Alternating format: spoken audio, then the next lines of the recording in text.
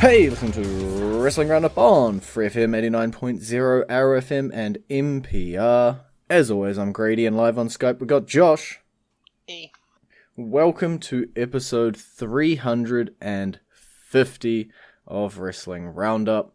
And as always, we're just going to get right on into it. And let's talk about the hot feud going on right now on SmackDown, the blue brand. Despite the red lights, the Fiend is running amok. And it seems like anybody who he battles seems to go to the dark side in some manner of form. So yeah, it's interesting. Clearly we are getting Daniel Bryan and the Fiend again, which I'm alright with. Yeah, I guess the interesting part is that the Fiend has decided to become a hairdresser or a barber. Did he rip off his hair? Did he rip off his beard? We won't quite know. No. He's also doing a lot of the Muscle Man dance. Yeah, it's an interesting time. You know, the Fiend isn't just sort of staying stagnant. It isn't doing the one thing. Yeah, and then you got good guy Miz trying to talk some sense into Bryan. And, of course, Bryan being Bryan doesn't listen. If only he did. Yeah, a bit of a strange way to be using the Miz, but I guess it sort of makes sense. At the moment, there isn't that many ongoing high-profile feuds, so guys like the Miz are just sort of floating about. It feels like we're at that point where a lot of feuds are closing off, we're starting to build some new stars, and we're in that little bit of a lull right now. Just before we start getting big direction to be heading into the Royal Rumbles and the WrestleManias. Yeah, but we have to have some sort of pickup for the next week or so, because we have another pay-per-view next week.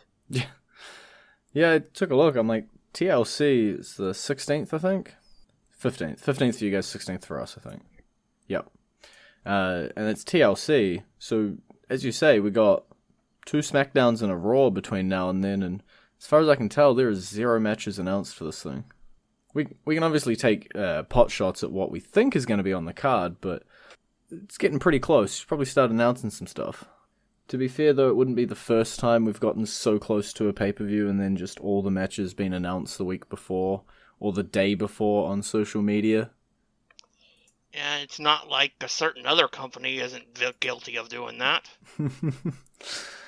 Yeah, it seems as though a lot of the time now everybody's trying to have the best weekly show. And that means they're just shoving so much stuff on these weekly shows. And I hate to use the term, but giving away so much on these weekly shows. And then it comes down to a pay-per-view and it's like, oh man, what do we got? Just make it the third show this week. Or the second show this week in the case of other companies. It doesn't, at the moment, it doesn't feel like we're saving up much for it. Survivor Series, obviously, the outlier there because it had a gimmick and it had everybody leaning forward to it and had a massive build, and to me was one of the best built pay-per-views in a goddamn long time. So it's strange to go from that one where it was just so well built to a pay-per-view where like 9 days away you don't have anything announced for. You got to announce my tables match, my ladders match, and my chairs match, man. I got to watch that disappointing But no stairs one. matches. Oh god, please no. It's only TLC, right? This year it's not TLCS. We're good. That only happened once, thank goodness. The chairs match is absurd enough, okay? We don't need a stairs match either. We'd also be remiss to jump away from this topic without talking about Bray Wyatt's new belt. His new toy that he revealed on Firefly Funhouse. Pretty spoopy. It kind of fits, though. Yeah, it fits a lot. It's the only, I guess, surprising part is that he only just turned it to blue. And then immediately replaces it with something that looks like you skinned someone's face and stretched it across a belt. He didn't replace the blue one. That's the Fiend's belt. It's completely different than the Universal Championship. You're blowing my mind. They each have one? Yeah, that's how they sold it. I would be interested to see... Obviously, it depends how long Bray Wyatt / The Fiend is going to hold this belt. But I would be interested in seeing this belt evolve. If you beat Daniel Bryan, or even just after this week, just tufts of his hair just randomly attached to the belt, and just slowly start hanging trinkets off it. But might be getting too creepy. That would be interesting. Yeah, I think there might be a limit to where they can go. But yeah, that would be very interesting. But yeah, it's just the Fiend's belt. That's not the Universal Championship. So, because you got to remember, after they introduced that, they had the Muscle Man dance segment. That's true. And Bray Wyatt was wearing the blue Universal Championship in it. Yeah. So I could see the Fiend's belt being a thing moving forward. Whether it is something that continues after he loses the Universal title, I don't quite know. I don't know how they're going to play this whole Bray Fiend thing in the long term at the moment, so... Let's duck around and see what's happening. There was a lot, and I mean a lot, of short matches this week. And Raw was quite the culprit of it. So we were building up a lot of talent here. And I'm sorry, Cruiserweights, you took a lot of the losses. Yeah, it's like, oh, Tony Nese. Maybe they're going to give him a personality transplant. Oh, nope, he's dead because he's facing Aleister Black. Yeah, Drew McIntyre kicking the head off Akira Tozawa, Aleister Black kicking the head off Tony Nese, Andrade kicking the head off Eric Young, Eric Rowan kicking the head off No Way Jose, and the Viking Raiders kicking the head off of a couple of locals. Yeah, that's basically the thing. I know during the Akira Tozawa match, at the finish with the Claymore, I said, well, Akira's going to be picking up his teeth in the fifth row. Yeah, I can see people looking at this sort of amount of squash matches as something very negative, having quite a few just short matches randomly thrown around. But I talked about a little bit, like 2 minutes ago, about that whole lull where they're sort of building up that next set of people.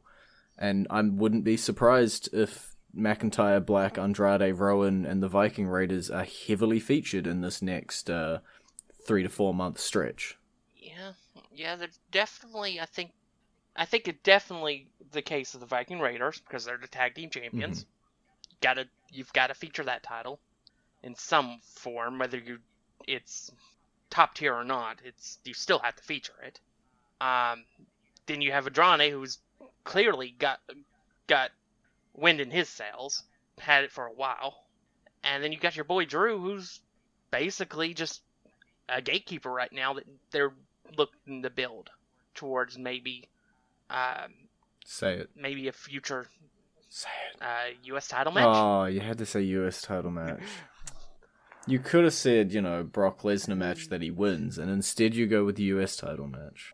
I went with the more likely outcome. That's true. That's very true.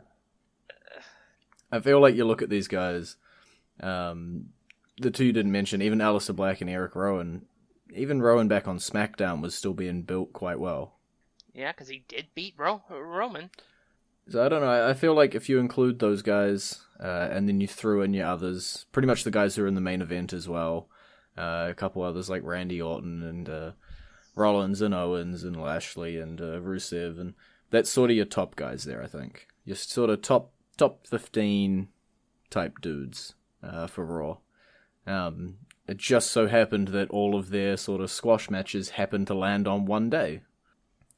So we'll have to see where they go next week, because they do have to build a lot for the pay-per-view. So, we don't really know, but it's a start for some talent, especially people like your Drew. It's a start. A start is all you can really ask for at the moment. And hopefully they get caught in this sort of updraft heading into WrestleMania and Royal Rumble and everything, and get featured quite well there. If we're going to talk about the Raw Tag Team division, specifically the Viking Raiders here, there's another team on Raw we got to talk about, and that's AOP. These dudes starting to make a statement as well. Yeah, they seem to be kinda, maybe, aligned with the new heel Seth Rollins, as Seth hasn't technically turned yet. Yeah, it was a little So he's confusing. turned, we all know he's turned. He just doesn't know he's turned. Yeah, it seemed like last week, it was like, oh, maybe they're with Seth. And then they come out again during another Seth segment. I think they ended up challenging like Rollins and Owens to a match or something, but it heavily feels like they're hanging around Seth, and I could definitely see them being the muscle to Seth Rollins' architect mind. Yeah. Yeah, well, what we can say is, Mercury and, Noble have definitely grown up. God damn. Yeah, it's a definite step up for Seth Rollins. Still wearing the suits though, so they just got some new tailored suits. But we had a very long period where the AOP were just not featured at all. There was this whole kerfuffle about them losing their manager when they got called up. They seemed to flounder a lot, weren't used. And so if this is them coming back and getting put into a solid storyline with Seth Rollins, then I'm fine with that. You have to remember that both members have been hurt a lot since their call-up. Been a lot of and it wasn't timing. just a week or two injury. They've had months of injuries. And when one got healthy, the other got hurt. Yeah, a lot of unfortunate timings for this team. I didn't mean to sort of plonk it all on writing. That seems like it's where you always go. Just in general, they have not had a very good or a very lucky run on the quote-unquote main roster. So hopefully this is the start of something good, and hopefully both of them can stay injury-free. It'll be interesting to see where they go from here, but it definitely appears that they've got major plans behind them. Mm-hmm. And another man that WWE seemed to have major plans for, one Rey Mysterio. We'll talk about him in about 2 minutes, because we're about to go to our entrance theme of the week. That was my smooth segue into mentioning that it's Rey Mysterio's theme, and it's playing for you now.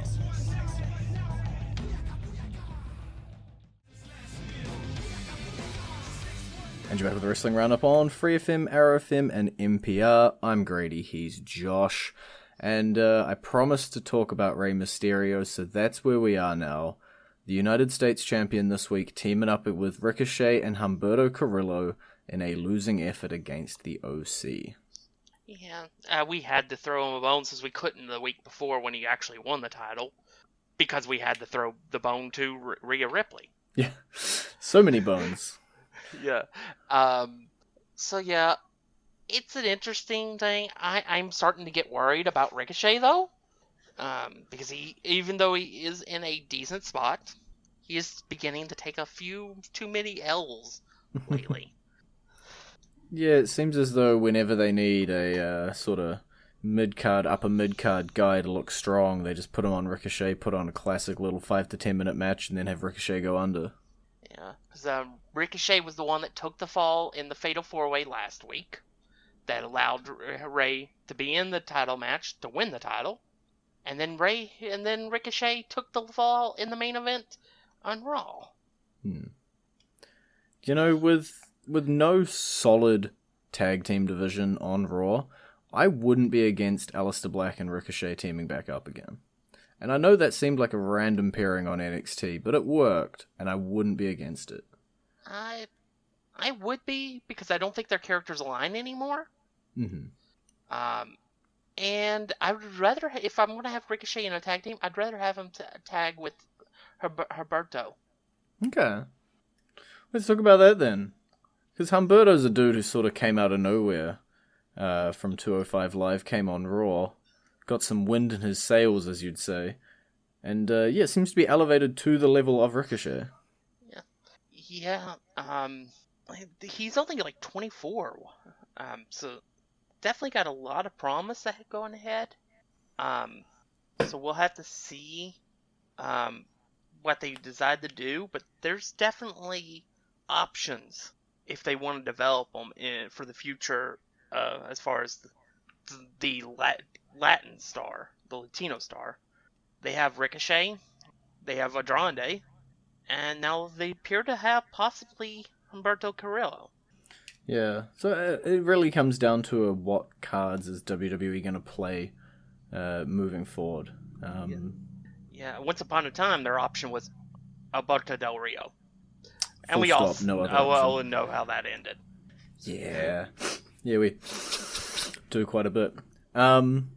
But the one match on Raw that was featured ahead of time, the Kabuki Warriors going 2-on-1 against Charlotte Flair.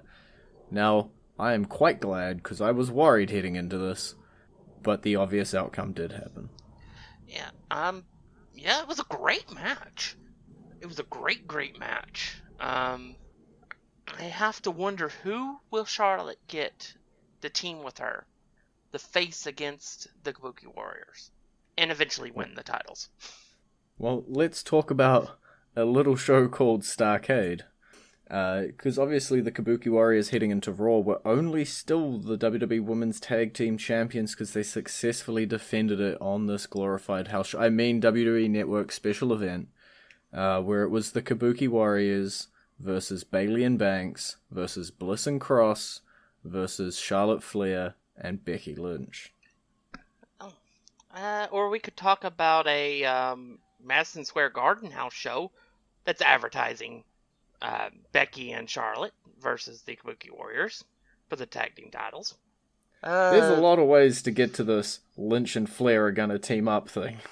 Yeah, but do we really need that pairing? No. I'd rather see Charlotte bring up let's see here, Raw roster. Liv Morgan's on the Raw roster. We haven't seen her in months. There we go. That's because she's the Fiend or something, or Abigail or some other thing. I don't even know at this point. Yeah. Whatever the internet says, go with that one.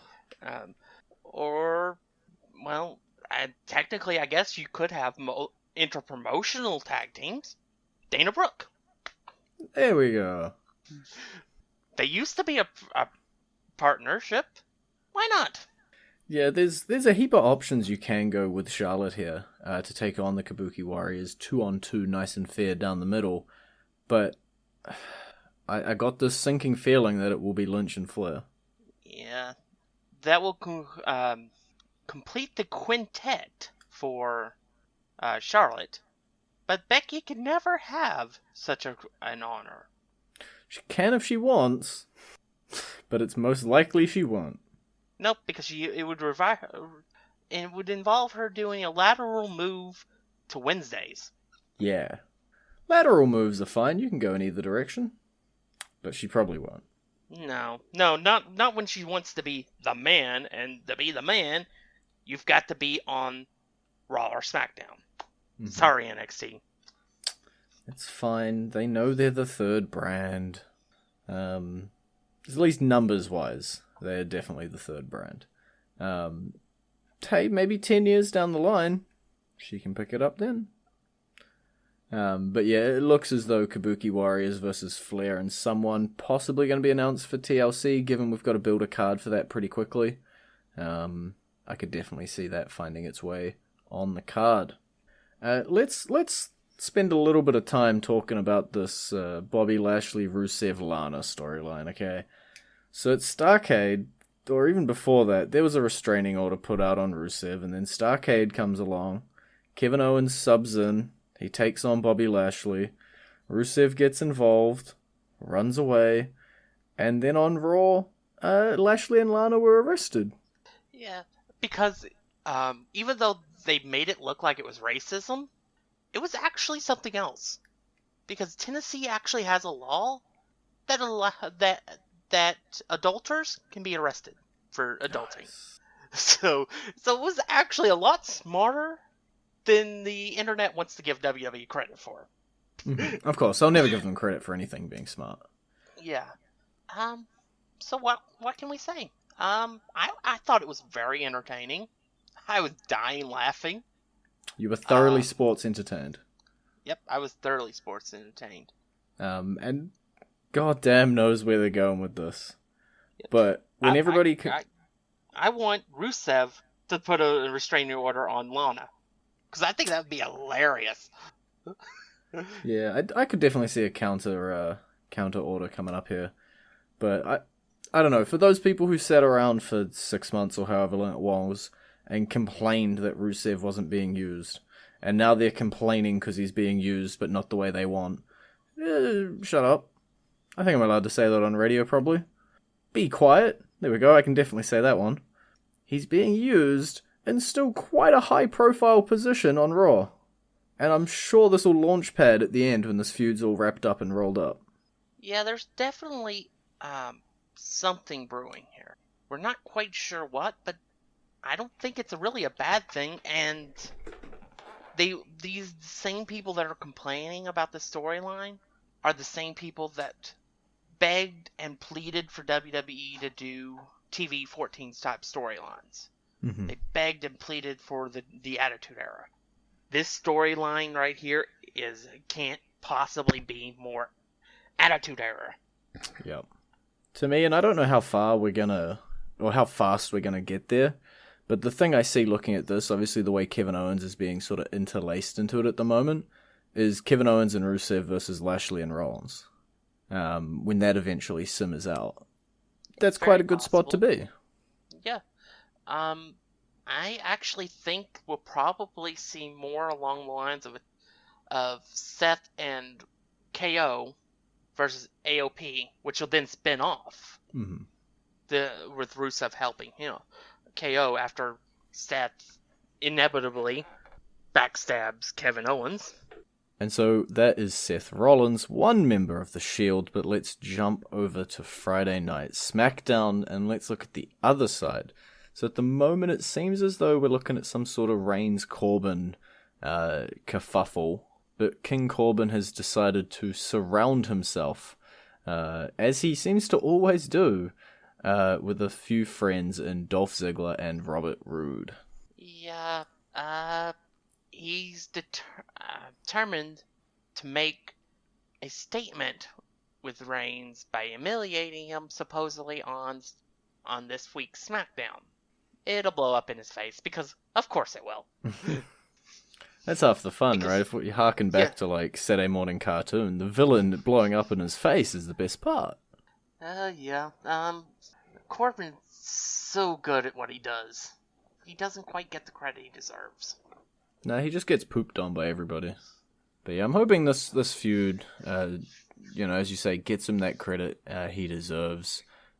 He always manages to find a lovely tag team to shove in front of himself when it comes to feuds, just every time. This time it just happens to be Roode and Ziggler. Probably ain't gonna do a whole lot. I feel like Roman Reigns can take them both out. I kind of feel like I've seen this before. Where have I seen it before? I know. This was the same things that he did when he recruited Braun and everybody else to try to fight the Shield. Didn't quite work so well. Yeah, Corbin seems to always be on the wrong side of these sorts of team-ups. Always on the losing end. But if we stick on SmackDown and we look over to the other championship that they've got, Shinsuke Nakamura holding that Intercontinental Championship that looks sick. And he's still hanging with Sammy. He's still got his friend in Cesaro. So it seems like there's a lot of pockets of people in the WWE right now. Whether that's Corbin, Roode, and Ziggler, whether that's Nakamura, Cesaro, and Zayn, whether that's AOP and Rollins. Everybody seems to be grouping up a little bit and just having these little pockets of people. Yeah, but you only have one group that says that's good guys, and that's the Super Friends: Ricochet, Alberto Carrillo, and Rey Mysterio. That's true. I don't know what the plan is with all these little group ups. You saying that's reminding me of the OC as well. On if it's just, pure coincidence, or if there's a reason everybody seems to be grouping into threes at the moment. My money is on pure coincidence. yeah, it's probably pure coincidence. / what's the next pay-per-view after TLC? Let me go take a look. Would that be You should NXT know it. It's UK? your favorite pay-per-view. Yeah, I was gonna make an NXT UK takeover joke. Yeah, people want some friends before heading into the Rumble, so makes sense. But we will have to wait and see. That's all we've got time for this week. It's been great talking to you. Bye-bye. You can visit our Facebook page, facebook.com/WrestlingRadio, Twitter page, twitter.com/WrestlingRadio, and we'll see you next week with the preview for TLC.